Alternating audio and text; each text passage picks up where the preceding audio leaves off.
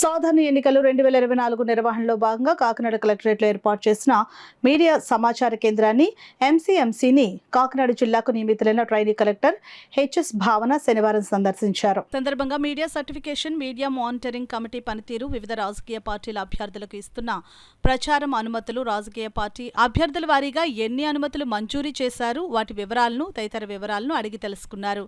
ఇప్పటి వరకు ఎన్నికలపై వివిధ దినపత్రికల్లో ప్రచురితమైన వార్తల వివరాలు ఆరా తీశారు.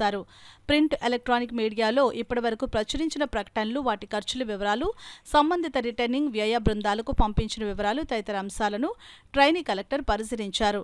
ప్రింట్ మీడియా, ఎలక్ట్రానిక్ మీడియాలో వచ్చే అడ్వర్టైజ్మెంట్లే కాకుండా సోషల్ మీడియాలో వచ్చే ప్రకటనలపై కూడా ట్రైనింగ్ కలెక్టర్ అడిగి తెలుసుకుని వాటిని పరిశీలించారు. సమాచార కేంద్రం ఎంసీఎంసీలో విధులు నిర్వహిస్తున్న అధికారులు, సిబ్బంది విధులను సమాచార శాఖ deputy director D Nagarjuna trainee కలెక్టర్కు ఈ సందర్భంగా వివరించారు.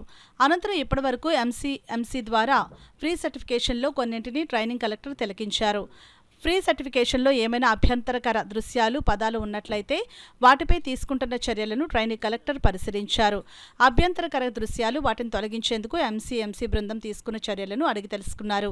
మీడియా సమాచార కేంద్రాల్లో ఏర్పాటు చేసిన 7 అసెంబ్లీ నియోజకవర్గాల సమాచార శాఖ అధికారులను ఆమె అడిగి తెలుసుకున్నారు.